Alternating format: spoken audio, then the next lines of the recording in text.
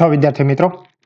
આજે આ વિડીયોમાં આપણે સ્ટાન્ડર્ડ 7ના ઇંગ્લિશ સબ્જેક્ટમાં યુનિટ 2 ફેર્સ એન્ડ ફેસ્ટિવલ્સમાં જે મોડલ ઓક્ઝિલરીઝ આવે છે તેની સમજૂતી મેળવવાના છીએ. તેમાં આપણે કેન, શુડ, મસ્ટ અને મે તેનો ઉપયોગ કેવી રીતે કરવો તેના વિશે સમજૂતી મેળવવાના છીએ.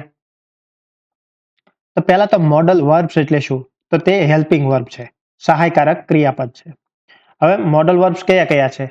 કેન, શુડ, મસ્ટ, મે. આ જે છે તેને હેલ્પિંગ વર્બ્સ કહેવામાં આવે છે. તે મુખ્ય ક્રિયાપદ સાથે વપરાય છે અને વાક્યનો અર્થ વધુ સ્પષ્ટ બનાવે છે. દાખલા તરીકે આઈ પ્લે લખ્યું તો તેનો અર્થ થાય હું રમું છું, બરાબર. પરંતુ આપણે આઈ કેન પ્લે, તો પ્લે સાથે કેન આવ્યું તો તેનો અર્થ થશે હું રમી શકું છું. તો અહીં વાક્યનો અર્થ વધારે સ્પષ્ટ કર્યો, ક્ષમતા દેખાડી, બરાબર. તો અહીંયા મહત્વનો નિયમ આપણે જોઈએ તો મોડલ વર્બ પછી વર્બનું V1 રૂપ આવે, એટલે કે મૂળ ક્રિયાપદ આવે. કેવી રીતે વપરાય?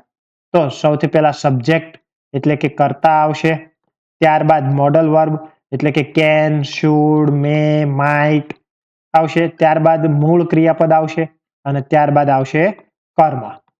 તો ઉદાહરણ જોઈએ તો અહીં આઈ કેન સ્વિમ, હું તરી શકું છું. યુ શુડ સ્ટડી, તમારે ભણવું જોઈએ. વી મસ્ટ ઓબે રૂલ્સ, આપણે નિયમો પાળવા જ જોઈએ. અને શી મે કમ, તે કદાચ આવશે. હવે એક એકને આપણે વિસ્તારથી સમજીએ. તો સૌથી પહેલા છે કેન. કેનનો અર્થ થાય છે શકવું, એટલે કે આવડવું અથવા કરી શકવું, બરાબર. એટલે કે અહીં કેન છે એ ક્ષમતા દર્શાવે છે. શું દર્શાવે છે? ક્ષમતા. તો એબિલિટી, ક્ષમતા દર્શાવવી હોય ત્યારે વપરાય છે.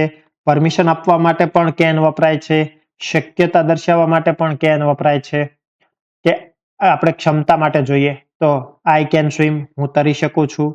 શી કેન ડાન્સ, તે ડાન્સ કરી શકે છે. બર્ડ્સ કેન ફ્લાય, પક્ષી ઉડી શકે છે.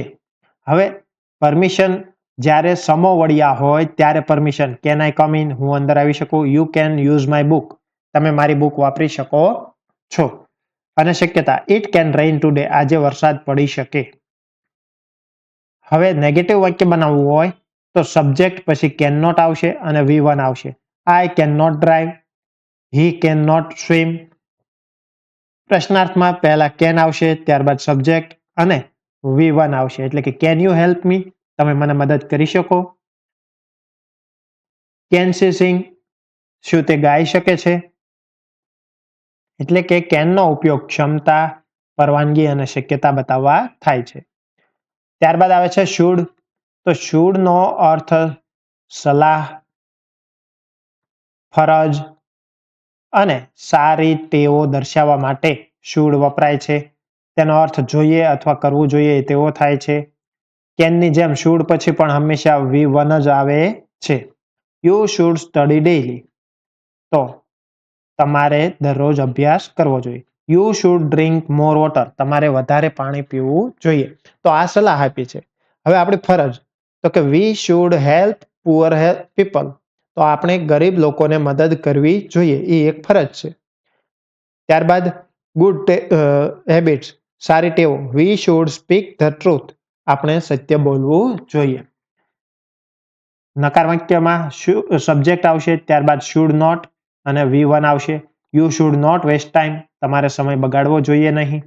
ક્વેશ્ચનમાં શુડ પહેલા આવી જશે, ત્યારબાદ સબ્જેક્ટ અને પછી V1 આવશે, એટલે કે શુડ આઈ હેલ્પ હિમ, શું મારે તેને મદદ કરવી જોઈએ. હવે મસ્ટ, તો મસ્ટ નો અર્થ થાય છે જરૂર, ફરજિયાત, અવશ્ય. ક્યારે વપરાય છે? તો કે કોઈ બાબત ફરજિયાત હોય, નિયમ હોય અથવા ફરજ હોય ત્યારે.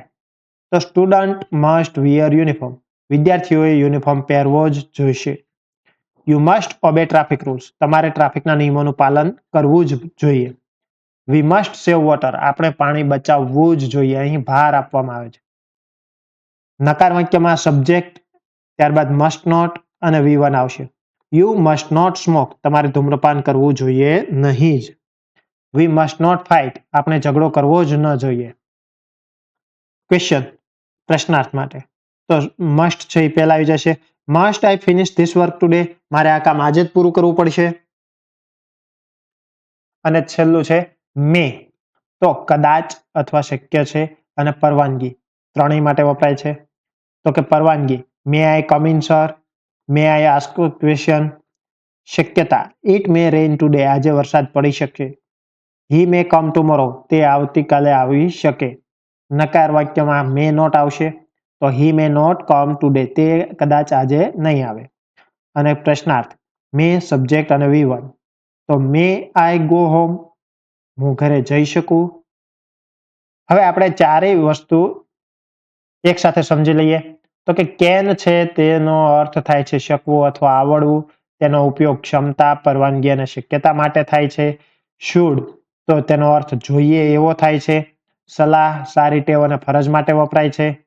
મસ્ટ, અવશ્ય અને ફરજિયાત, કડક નિયમ, ફરજ અને જરૂરી કામ માટે મસ્ટ વપરાય છે. મે, તો તેનો ગુજરાતી અર્થ થાય છે કદાચ અથવા પરવાનગી. તો વિનમ્ર ભાવ, પરવાનગી અને શક્યતા માટે મે વપરાય છે. હવે આપણે યાદ રાખીએ કે મોડલ પછી હંમેશા V1 એટલે કે મૂળ ક્રિયાપદ જ આવશે. ઉદાહરણ જોઈએ તો શી કેન પ્લે, તે રમી શકે છે. વી શુડ સ્ટડી, આપણે ભણવું જોઈએ. યુ મસ્ટ ઓબે, તમારે આજ્ઞાનું પાલન કરવું જ જોઈએ. ધે મે કમ, તેઓ કદાચ આવશે. અન્ય વિડીયોની અપડેટ મળતી રહે એટલા માટે ચેનલને સબસ્ક્રાઇબ કરશો. Thank you.